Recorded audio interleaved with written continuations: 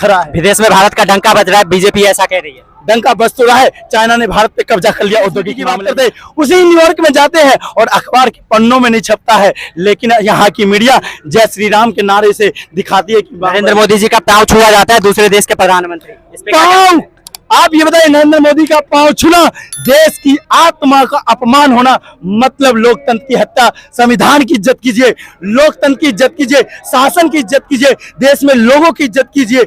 आप अपने आप को गृह मंत्री और बेटे को क्रिकेट का मसीहा बना दिया। आज उसी क्रिकेट के नाम पर आज किरकिरी हो रही पूरी दुनिया में आईपीएल के नाम से। नमस्कार दोस्तों, अभी आप देख रहे हैं सीजेटी न्यूज। मैं हूं चंद्रभूषण ठाकुर। अभी हमें रामलीला मैदान में जो आम आदमी पार्टी के द्वारा यहाँ पे एक रैली किया गया है, जो केंद्र सरकार अध्यादेश लाई है, उसके खिलाफ कुछ लोग जानने की कोशिश करते हैं कि आखिर उन लोगों का क्या मांग था और किस मुद्दे पे यहाँ पे आके पंजाबी बाग किस लिए आए यहाँ पे। हम यहाँ पर आए हैं, ये जो केंद्र सरकार का तानाशाही कानून है उसके खिलाफ अपने नेता की आवाज को बुलंद करने के लिए हम यहाँ पर आए हैं कि वो काला कानून वापस लिया जाए। अगर कोई सरकारी अफसर काम ना कर रहा हो तो उसको तुरंत, हमारी चुनी हुई सरकार को इतना अधिकार हो, जैसा कि माननीय सुप्रीम कोर्ट ने कहा है, कि उसको वो निरस्त कर दे, उसको हटा दे। आदमी का आक्रोश है, आम आदमी के साथ में न्याय है। अगर आप देखेंगे तो भारत में और भी यूनियन टेरिटरी है और भी केंद्र शासित प्रदेश है, वहां पर देखें आप, वहां पर पूरा जैसे आम आदमी पार्टी जो बीजेपी का जो कहना है वो ये कह रहे हैं कि मैंने 4 लोगों की कमेटी बनाई है, जिसमें दिल्ली के मुख्यमंत्री, एलजी और 2 केंद्र के नुमाइंदे होंगे, जिनके द्वारा इन सारी चीजों पे डिसीजन लिया जाएगा जो केंद्र सरकार ने इस पे अध्यादेश लाया है। तो इसमें दिक्कत क्या हो रही है? सर, जो कमेटी बनी है वो 70 विधायक की बनी है, जिसके अंदर 63 आम आदमी पार्टी ने जीते हैं। तो आप 77 को 70 में से 63 का परसेंटेज लीजिए ना। आप क्यों 4 आदमियों की कमेटी बना रहे हैं? ये केजरीवाल के समर्थन में आए हैं, जो काला कानून है एलजी को यहाँ से हटाने के लिए। एलजी हट जाएंगे यहाँ से? एलजी को क्यों कर रखा है?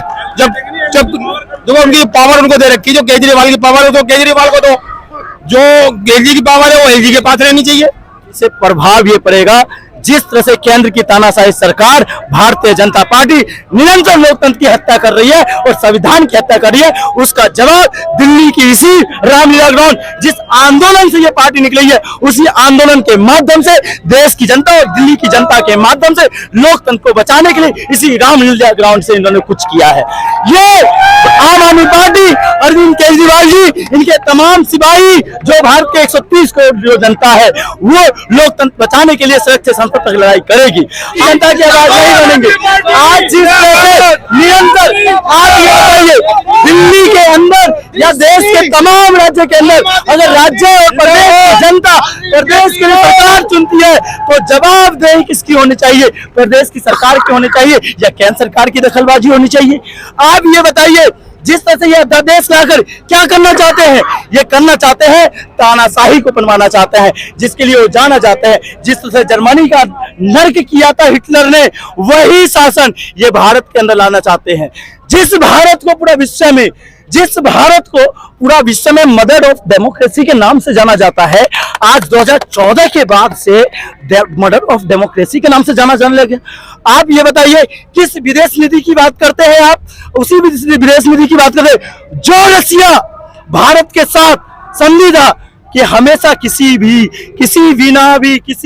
उसके भारत के साथ खड़ा है। विदेश में भारत का डंका बज रहा है, बीजेपी ऐसा कह रही है। डंका बज तो रहा है, चाइना ने भारत पे कब्जा कर लिया औद्योगिक मामले में। आप ये बताइए, इलेक्ट्रॉनिक सिटी के नाम पर सारा इलेक्ट्रॉनिक्स इंडस्ट्री आपने चाइना के हवाले कर दिया। आप ये बताइए, जिस चाइना के खिलाफ आप सरकार में आए थे, आज अरुणाचल प्रदेश के वो तमाम कस्बों के नाम बदल दिया और नक्शे में दिखा दिया। आपने क्या कदम उठाया? आप ये बताइए, जिस चाइना के खिलाफ सरकार में आए थे, आप ये बताइए, लद्दाख के उस फिंगर को भी कब्जा कर लिया और आपकी चुप्पी अभी साधे हुए। आपको नहीं पता सिक्किम के अंदर, आपको नहीं डोकलाम में क्या हुआ, चाइना आके बैठ गया। आप किस विदेश नीति की बात करते हैं? उसी न्यूयॉर्क में जाते हैं और अखबार के पन्नों में नहीं छपता है, लेकिन यहाँ की मीडिया जय श्री राम के नारे से दिखाती है कि नरेंद्र मोदी जी का पांव छुआ जाता है दूसरे देश के प्रधानमंत्री। इस पे पांव, आप ये बताइए, नरेंद्र मोदी का पांव छूना देश की आत्मा का अपमान होना, मतलब लोकतंत्र की हत्या। संविधान की इज्जत कीजिए, लोकतंत्र की इज्जत कीजिए, शासन की इज्जत कीजिए, देश में लोगों की इज्जत कीजिए। आप अपने आप को पूजते हो और आप अपने आप के पूजने के क्रम में आप नरेंद्र मोदी स्टेडियम पे क्या हालत हुआ आपने देखा नहीं, किस तरह से किरकिरी हुई, जिसके बप्पा गृह मंत्री और बेटे को क्रिकेट का मसीहा बना दिया। आज उसी क्रिकेट के नाम पर आज किरकिरी हो रही पूरी दुनिया में, आईपीएल के नाम से देखा नहीं आपने। आप किसके पूजने की बात करते हैं?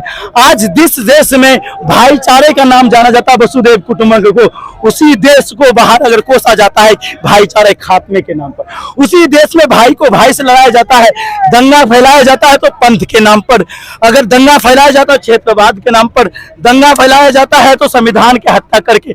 आप ये बताइए कि वही भीमराव अंबेडकर जिसको पूरा देश पूजता था, लेकिन इस सरकार ने 2014 के बाद एक समुदाय का ही नेता मान के रख दिया। क्या भीमराव अंबेडकर एक विशेष समुदाय के ही नेता है? आप ये जिसने संविधान की रचना की और उसी संविधान की हत्या करके उसी संविधान की रचयिता को अपमान करने का काम करते हैं, क्या ये लोकतंत्र में शोभा देता है? आप उसी अगर देश के बाहर जाते हो तो संविधान की गुणगान करते हैं और देश के अंदर आते हैं तो संविधान की हत्या करते हो। और ये यहाँ देश में यहाँ जो सड़क पे दिख रहे लाखों लोग, वो संविधान को बचाने के लिए आए। देश की विपक्षी जो दल है 2024 तक सिमट जाएगी। हाँ, ऑफकोर्स सिमटनी चाहिए क्योंकि जनता का रुझान उसी तरफ है।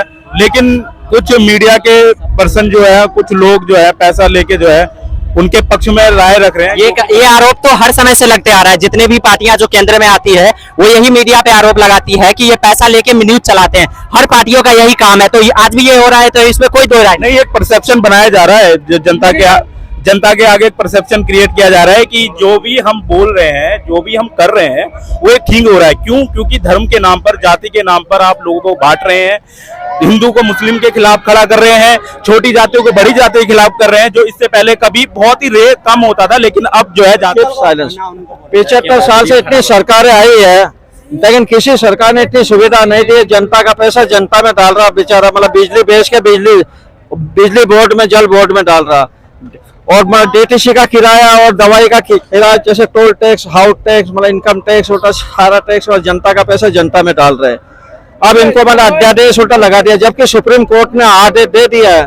जब भी ये मतलब यानी अपनी मनमानी दिखा रहे हैं आज। अभी कुछ लोग कह रहे थे यहाँ पे हिटलर की सरकार। अच्छा सुनो, अब इनके ऊपर गोटा हत्याकांड उल्टा किया था, सारी रेल जला दी और नाम मुसलमानों का ले दिया था इन्होंने। तो ये गलत बात है या नहीं? क्या बीजेपी जो संविधान की धज्जियां उड़ाई जा रही हैं, जो बार बार संविधान के साथ मजाक किया जा रहा है, उस पर रोक लगेगी। और हमने ये जागरूकता की है, धीरे धीरे पूरे देश की जितनी विपक्ष की सरकारें हैं, सबके साथ एक दिन यही होना है। इसलिए सबको इस मुहिम के साथ आना पड़ेगा। और जो ये अभी अध्यादेश कानून में जब पलटा जाएगा, जब राज्यसभा में और लोकसभा में ये कानून बनेगा, उस वक्त सारी विपक्ष की सरकारों को चाहिए कि इस कानून को पास ना होने दें। अगर कानून पास हो गया तो आज दिल्ली में चुनी हुई सरकार को परेशान किया जा रहा है, कल को और राज्यों में चुनी हुई कांग्रेस इसका समर्थन नहीं कर रही है। इसके बारे में क्या कहना चाहिए? अभी कांग्रेस ने जवाब नहीं दिया, मुझे लगता है ऐसा कुछ कांग्रेस ने जवाब दिया नहीं है ना फाइनल, अभी तो उसके जवाब का इंतजार है। लेकिन किसी भी नेता का बयान नहीं आया। आएगा क्योंकि सबको भाई स्वतंत्रता चाहिए, लोकतंत्र देश है, तो सब चाहते हैं, चाहे कोई भी, चाहे दिल्ली छोड़ो, बाहर के भी जो सीएम है, बाहर की भी जो पार्टियां है, वो भी चाहती है कि अगर हम कहीं से जीते तो हम ही मतलब उस पर राज करें कि हमारा ही कानून चले। तो हम बोलेंगे किसको? अगर कोई कहेगा ये काम नहीं कर रहा, वो काम नहीं कर रहा, वो कहेगा एलजी काम नहीं करने दे रहा, केंद्र सरकार नहीं, तो हम चाहते हैं पूरा दिल्ली का दिल्ली वाले ही संभाले। ऐसा ना हो। अभी की जैसा आप लोग देख रहे थे, यहाँ पे मैंने आपको बहुत लोगों से बात कराने की कोशिश की है। इन लोगों का सिर्फ और सिर्फ इतना ही कहना है कि अध्यादेश वापस किया जाए और बीजेपी इसको राज्य सभा और लोकसभा, विधानसभा जो भी है यहाँ पे उनमें इसको पारित ना कर पाए। इसके लिए ये लोग इसमें युवा और महिलाएं हैं जो केजरीवाल के समर्थन देने के लिए यहाँ पे आए हुए थे। तो अभी आप देख रहे थे CJT न्यूज। आपने इस चैनल को अगर सब्सक्राइब नहीं किया तो इस चैनल को सब्सक्राइब कर ले और बेल आइकन दबाना ना भूले। धन्यवाद। जय हिंद, जय भारत।